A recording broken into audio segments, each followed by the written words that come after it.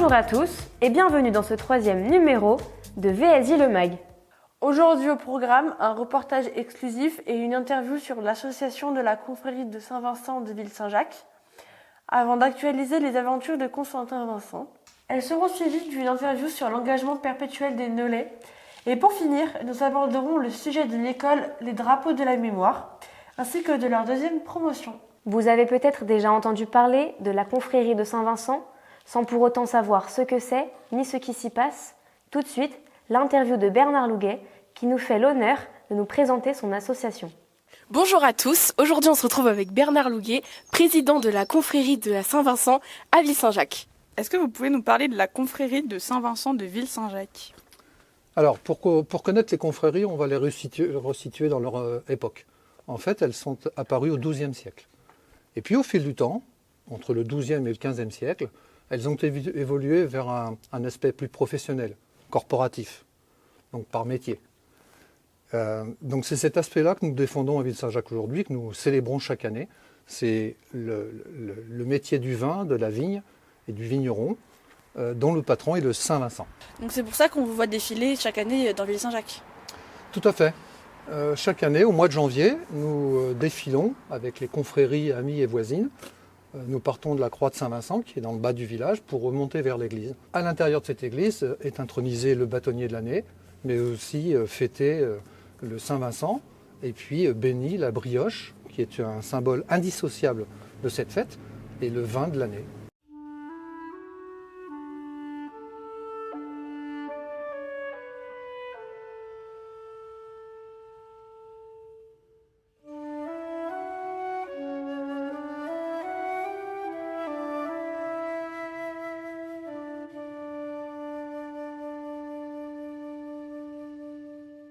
On tente de parler de la confrérie de Saint-Vincent, mais qu'en est-il de la vigne à Ville-Saint-Jacques ?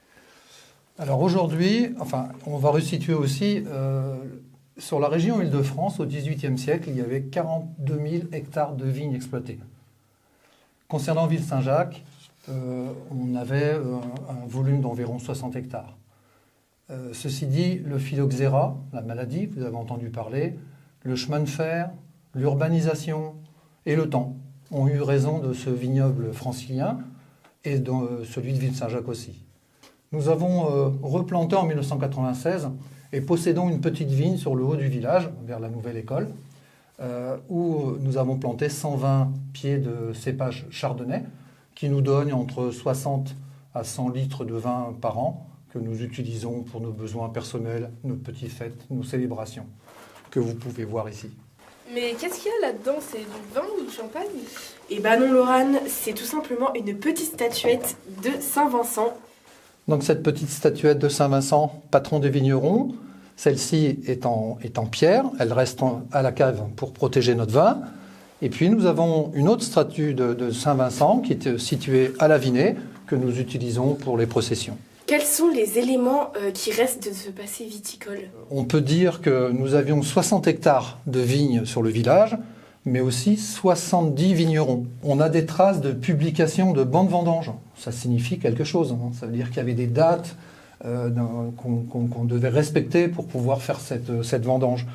Il y a des lieux-dits évocateurs de la vigne au cadastre. Quand vous prenez les plans cadastraux, vous allez retrouver des lieux-dits qui s'appellent le Clos Godard, les vignes à fleurs, la Moque Panier. Tout ça, ce sont des lieux-dits qui rappellent ce passé historique. On a un pressoir mécanique, nous étions devant tout à l'heure, qui a été offert par la famille Bonleu. Et puis on a deux bannières de Saint-Vincent, dont une date de 1850. Et puis pour finir, nous avons un cantique moyenâgeux, Ô bon Saint-Vincent, que l'on chante avec cœur à chaque manifestation. De la gelée et des glaçons, au nom de Saint-Vincent. Comment pouvons-nous conclure sur la confrérie ? Elle a pour but de rappeler et de mettre en avant ce patrimoine viticole qui a fait vivre notre village pendant des décennies. Merci Bernard pour cette interview. Je vous en prie, c'était un vrai plaisir. Et longue vie à Saint-Vincent ! Notre artiste local Constantin Vincent a eu l'honneur de rencontrer les joueurs de NBA à l'occasion des matchs de NBA qui ont lieu à Paris en janvier. Voici quelques photos de cette rencontre mythique et des stars qui ont signé ces tableaux. L'amour passionnel et éternel, juste dans les contes de fées? Pour les Nolais, c'est une réalité. Nous vous proposons de découvrir leurs noces de diamants pour célébrer leurs 60 ans de mariage. Bonjour à tous, aujourd'hui on se retrouve en compagnie de monsieur et madame Nollet qui ne se sont pas mariés mais bien remariés à Ville-Saint-Jacques récemment. Revenons à votre première rencontre, comment vous êtes-vous rencontrés? Alors, 1959. Et mes parents avaient acheté une maison de campagne dans l'Oise et mon mari vivait, lui, là-bas et il allait au lycée à Beauvais. Voilà, et le week-end, donc j'arrivais dans cette maison de campagne et puis je suis sortie, il y avait plein de garçons et tout ça et voilà, j'ai rencontré mon futur mari à cette époque-là. Et donc j'avais 12 ans et lui avait 3 ans de plus que moi. Et puis on ne s'est en fin de compte jamais quittés, quoi. Enfin bon, voilà. Quand nous nous sommes mariés, j'avais 17 ans, mon mari 20 ans. Et donc à l'époque, on était mineurs tous les deux. Donc il fallait quand même l'autorisation bien sûr des parents. Et à la mairie, le maire a oublié de demander l'autorisation à mes parents. Donc ça a été l'amusement dans tous les invités. Voilà. Du coup, par la suite de ce mariage, 25 ans après, vous avez décidé de vous remarier pour les noces d'argent. Est-ce que vous pouvez nous raconter un peu En plus, on avait la chance d'avoir 2 couples d'amis qui s'étaient mariés pratiquement à la même date que nous. Donc, on a décidé de fêter nos noces d'argent à l'époque à Noisy-sur-École, à côté de Milly-la-Forêt. Et nous sommes passés à la mairie et à l'église. Et on a fait une belle fête. Et donc, comme j'avais une amie qui, à l'époque, justement, une des mariées montait à cheval, on a pu avoir une petite voiture à cheval tirée par 2 chevaux. Et on a fait tout le circuit autour de Milly-la-Forêt, autour de la halle de Milly. Et puis... Et comme il faisait très très chaud cette fois-là, eh bien, les amis qui suivaient en voiture avaient un petit peu soif. Et ils auraient voulu s'arrêter dans un bar, mais ils étaient obligés de suivre. Et en fin de compte, on leur a fait la surprise qu'en pleine forêt de Fontainebleau, on avait amené, il y avait plusieurs voitures qui étaient avec des glacières et on a bu le champagne en pleine forêt de Fontainebleau. Donc 25 ans plus tard, vous avez décidé de renouveler vos vœux pour les noces d'or? C'est M. Richtin qui a officié pour nos noces d'or, c'est-à-dire 50 ans de mariage, et on a fait la fête à la salle des fêtes de Ville-Saint-Jacques. Et c'était aussi très très sympathique. Du coup, dernièrement, la semaine dernière, juste après la Saint-Valentin, vous avez décidé de vous remarier pour les noces de diamant. Est-ce que vous pouvez un peu nous raconter cette journée? On a aussi décidé, parce que hélas, il y a quand même entre-temps des amis qui sont partis, hélas. Et du coup, on s'est dit que c'était l'occasion de pouvoir refaire la fête. Et on n'a pas hésité, en fin de compte, de pouvoir faire ça tous ensemble. Et là, c'est le maire de Ville-Saint-Jacques qui a fait... la cérémonie, très sympathique. On a eu aussi un de nos amis qui a fait un discours et qui a retracé un peu notre vie. Et puis après, en fin de compte, on est allé à la salle des fêtes de Ville-Saint-Jacques pour terminer ce bon moment. Et en plus, il y a 2 ans et demi, nous sommes devenus arrière-grands-parents. Donc on avait la joie d'avoir notre arrière-petite-fille avec nous.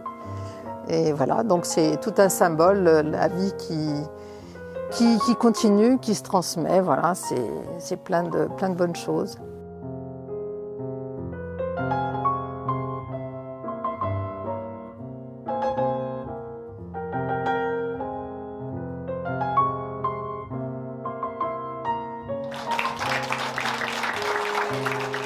On se posait la question, comment un couple fait pour durer aussi longtemps? Simplement, c'est que on avait chacun une liberté totale, donc on faisait tout ce qu'on voulait.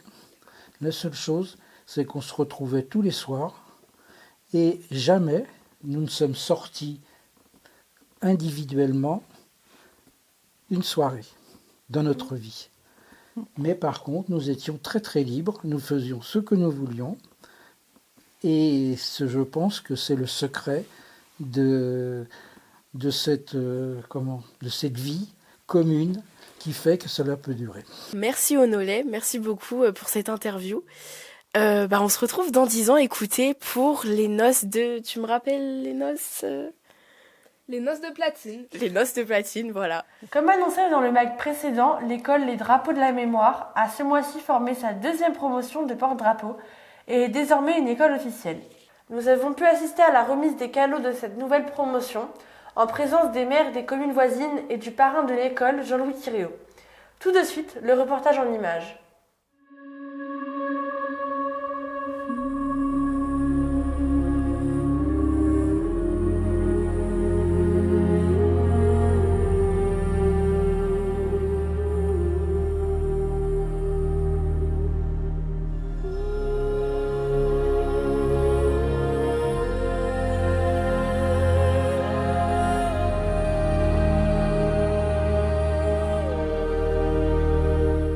Alors la commission jeune de l'époque, c'est-à-dire vos prédécesseurs, une partie d'entre vous, se posait la question de sa participation au 11 novembre.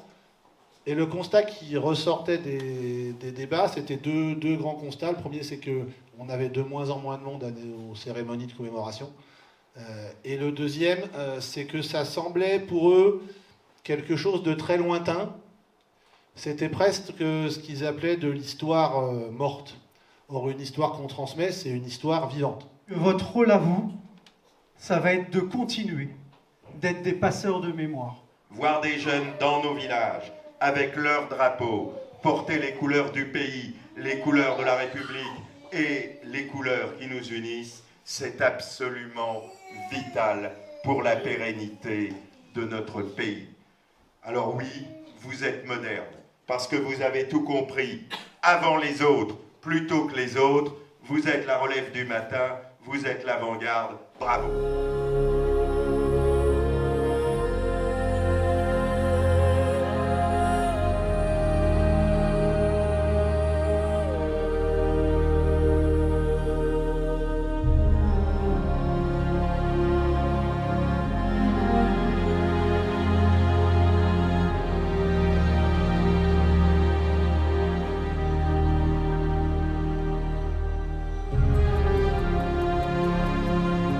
C'est vraiment extraordinaire de pouvoir faire ça et surtout de vous voir la deuxième. Nous on est la première mais vous êtes la deuxième et de se dire qu'en fait c'est pas quelque chose qui est éphémère et que ça va continuer dans le temps. Ça nous fait énormément chaud au cœur de se dire que vous êtes aussi partie de la famille entre guillemets, vous faites partie de la famille. Ça nous fait aussi plaisir de pouvoir être avec vous, de savoir qu'on n'est pas seul. Et franchement c'est super. N'oubliez pas que le 15 mars, la compagnie de théâtre amateur de Moret jouera son nouveau spectacle, Un stylo dans la tête, à Ville-Saint-Jacques. N'oubliez pas de réserver vos billets. Au revoir!